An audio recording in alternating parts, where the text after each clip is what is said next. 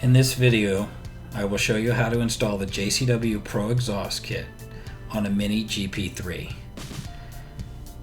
This is a photo of the complete JCW exhaust kit. This is not the JCW tuning kit. Part number for this exhaust kit is in the description below. Tools you will need for the installation are as follows. Note, I will list them in the description also.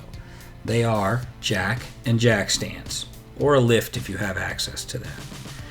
3/8 inch ratcheting wrench, a 1/4 inch ratcheting wrench, T45 Torqs, long 3/8 extension, medium 3/8 extension, long 1/4 inch extension, medium 1/4 inch extension, a flashlight, 1/4 inch ratcheting wrench, diagonal cutters, a 16mm deep well socket, an 18mm socket, a 10mm socket, an 11/16 socket.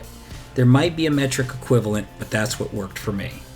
A soft-faced mallet, a breaker bar, a T45 Torqs, and a ratchet and/or in a screwdriver. I ended up using both because I needed to get into some of the tighter spaces. Standard screwdriver. A plastic panel popper button tool would also be helpful. I did not have one and used a standard screwdriver, but you really should have this.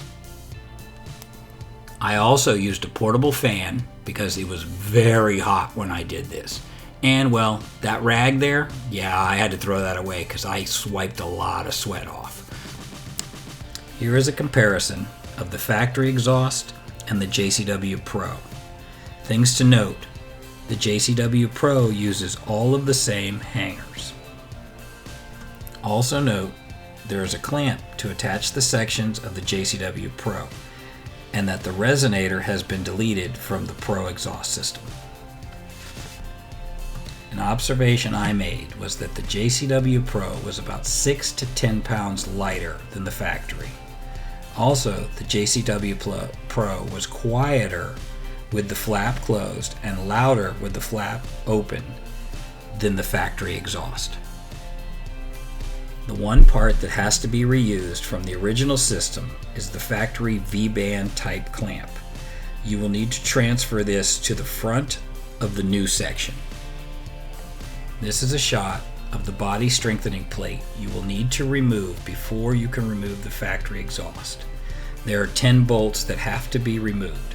6 T45 Torqs at the front and 2 18mm at the rear. This terribly shot section of video is to show you the 2 rear rubber exhaust hangers. These will be reused. This plastic pan to the right of the exhaust has to be removed to run the control wires to the valve. You have 3 8mm screws on the rear of the car and 3 10mm nuts on the rest of it. Here you can see the factory grommet that has to be punched out to run the wire to the flap motor.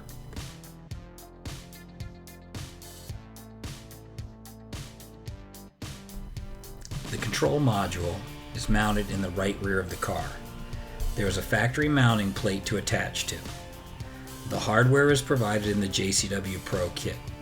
There is also a ground block just below that for the ground wire to be attached to.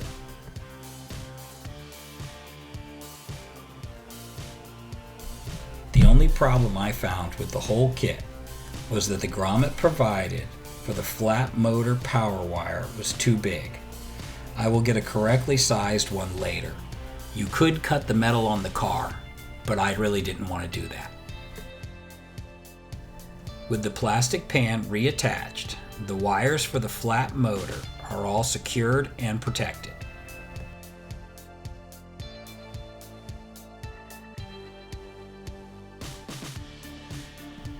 Now that the control box is mounted and wired, the power must be run along the right side of the car to the fuse box behind the glove box compartment. The glove box will need to be removed. It is held in with 5 T15 screws. Once that is out of the way, you can unclip the fuse panel from the car with a clip on the left of the fuse panel. The The top section of the panel needs to be unclipped to get to the wire retainers. The wire retainer is the blue plastic part in the photo circled in yellow. They must be pulled up to insert the power wires from the control module wiring harness. Please refer to the JCW Pro installation instructions for the correct location for the wires and fuses to be inserted in. You will need to cut the zip tie, circled in yellow, on the back of the fuse panel to insert the power wires. Once all that is done, you can install the exhaust tips. I went with the carbon fiber, but there is also a chrome option. I'd like to follow up with a sound bite of the exhaust.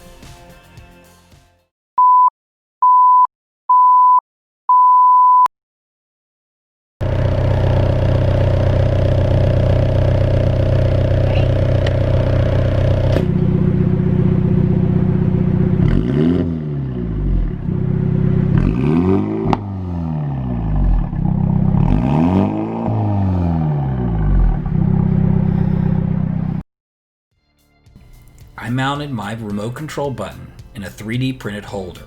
There is a link in the description to purchase your own. I hope you found this video helpful and informative. If you have any questions, please post them in the comments below.